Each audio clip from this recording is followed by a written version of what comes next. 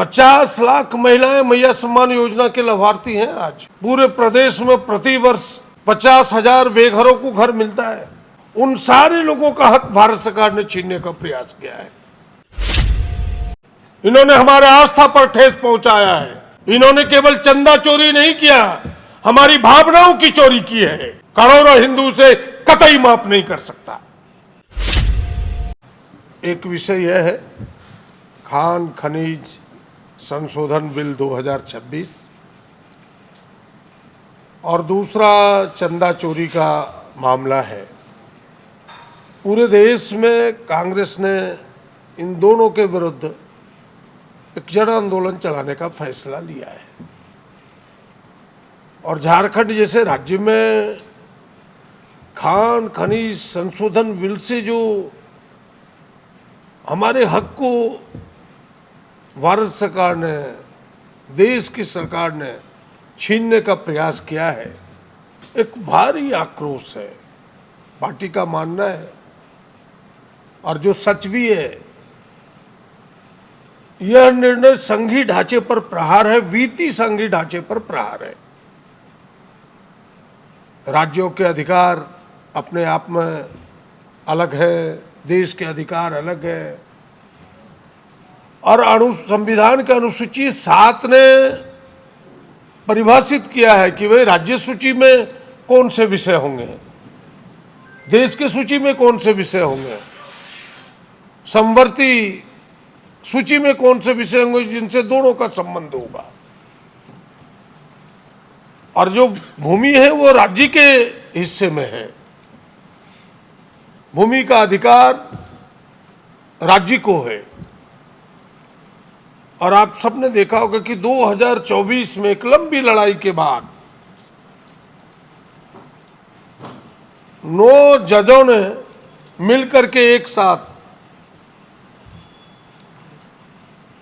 9 जजों ने मिलकर के एक साथ एक रूलिंग दिया, एक न्यायादेश दिया। वह न्यायादेश क्या था कि भाई राज्य भी खनिज युक्त भूमि पर या खनिज पर अतिरिक्त सेस लगा सकता है जो राज्य के हिस्से का कर होगा और उससे राज्य को एक बड़ी रकम मिल रही थी और झारखंड को लगभग 1200 करोड़ पर एनम प्रति वर्ष मिल रहा था। कई कल्याणकारी योजनाएं पहले से उस पर इन रकमों पर आधारित था। मैया सम्मान योजना, आबू आवास योजना, 50 लाख महिलाएं मैया सम्मान योजना के लाभार्थी हैं। आज पूरे प्रदेश में प्रति वर्ष 50,000 बेघरों को घर मिलता है। उन सारे लोगों का हक भारत सरकार ने छीनने का प्रयास किया है। और इसके पहले भी आपने देखा होगा कि 2017 आप सब याद करें, जब जीएसटी लागू हुआ, जीएसटी का बेस क्या था? उपभोग था कि भाई जहां उपयोग होगा उसी आधार पर हमें टैक्स मिलेगा, उत्पादन पर नहीं मिलेगा। हम जैसे राज्य जो हम लोहा उत्पादन करते हैं, कोयले का उत्पादन करते हैं, हमें उसका लाभ नहीं मिल रहा था। लाभ मिल रहा था किनको? जहां उपभोग होता है। जो बड़े बड़े राज्य जिसकी आबादी बड़ी है, हमें उससे भी घाटा सहना पड़ा। 2017 से 2024 तक जो हमारे पास आंकड़े हैं, भारत सरकार के आंकड़े हैं, राज्य के आंकड़े हैं, 16,408 करोड़ का घाटा हुआ है। 16,408 करोड़ का। और अभी 2029 तक यह घाटा 61,670 करोड़ तक जाने वाला है, जो हमें जीएसटी से घाटा मिला, भारत सरकार के जीएसटी नीति के कारण, जीएसटी निर्णय के कारण। राज्यों को पंगु बनाने का प्रयास है भारत सरकार का, जबकि संघीय ढांचे में बिल्कुल राज्यों की हिस्सेदारी निश्चित है। लेकिन तरह तरह के कानून, तरह तरह के दांवपेच ला करके वो चाहता है भारत सरकार की सबकी निर्भरता हमारी ऊपर हो, हम इस देश को अपने अनुसार, इस राज्यों को अपने अनुसार चला सके, कोई अपने पैरों पर राज्य खड़ा ना हो सके, पूरी डिपेंडेंसी उसकी भारत सरकार पर हो जाए और फिर हम जो चाहें अपने चहेतों के लिए, अडानी जैसे, अंबानी जैसे लोगों के लिए, उनके लिए हम राज्यों से करा पाए। झारखंड की तमाम पार्टियों जो झारखंड का भला चाहती है, जो झारखंड के हितैषी है, कांग्रेस हो, झारखंड मुक्ति मोर्चा हो, अन्य दल हो, सबने इसका विरोध किया है। और हम तो आपके माध्यम से राज्य सरकार से मांग करेंगे, इस पर तो विशेष सेशन राज्य सरकार को बुलानी चाहिए और जम के विरोध होना चाहिए। एक प्रस्ताव जाना चाहिए कि इस खान खनिज संशोधन बिल 2026 के यह राज्य खिलाफ है, जनमत खिलाफ है, और हमें लगता है कि इस पर राज्य विचार भी करेगी राज्य सरकार। और अब कांग्रेस ने इस आंदोलन को घर घर तक पहुंचाने का निर्णय लिया है। अभी हम जिला स्तर पर धरना देने वाले हैं 27 तारीख को, फिर हमारा राजभवन में घेराव है 7 तारीख को, इसके बाद फिर हम गांव गांव प्रखंडों तक इशू को लेकर के जाएंगे। एक तो महत्वपूर्ण विषय यह है। दूसरा, जिस राम के सहारे भारतीय जनता पार्टी की भगवान राम के सहारे नैया पार हुआ, उसमें भी छेद कर दिया भाजपा के लोगों ने, आरएसएस के लोगों ने।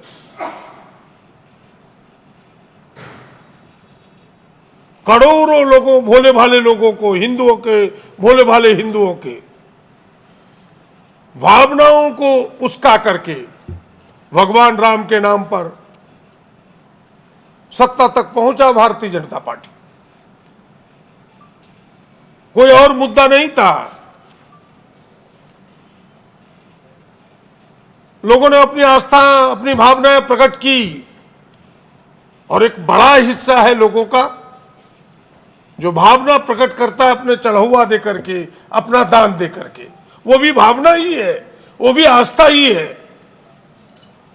उस आस्था में भी डाका डालने का प्रयास किया भारतीय जनता पार्टी और आरएसएस के नेताओं ने। यह तो प्रमाणित हो गया है, आज उसे बचा रही है। उस पर चुप्पी साध रखा है मोदी जी ने, गृह मंत्री अमित शाह जी ने। चुप्पी तोड़िए और बताइए, देश के करोड़ों हिंदू यह जानना चाहता है कि भगवान राम के खजाने का लूट तुमने क्यों किया, भगवान राम के चढ़ावे का, हमारी आस्थाओं का लूट तुमने क्यों किया। और मेरा तो मानना है सीधे शब्दों में कि भगवान राम के यहां चोरी और डाका डालने वाला रामायण में प्रमाण है कि रावण ही हो सकता है, उसके खानदान के ही लोग हो सकते हैं। ये राम के मानने वाले लोग नहीं हैं, ये उसी पंक्ति के लोग हैं जहां से रावण की धारा बहती है, रावण के विचार बहते हैं। हम ऐसे लोगों के विरुद्ध भी पूरे देश में आंदोलन चला रहे हैं। इन्होंने हमारे आस्था पर ठेस पहुंचाया है। इन्होंने केवल चंदा चोरी नहीं किया, हमारी भावनाओं की चोरी की है। करोड़ों हिंदू से कतई माफ नहीं कर सकता, और इसका खमियाजा उन्हें भुगतना पड़ेगा।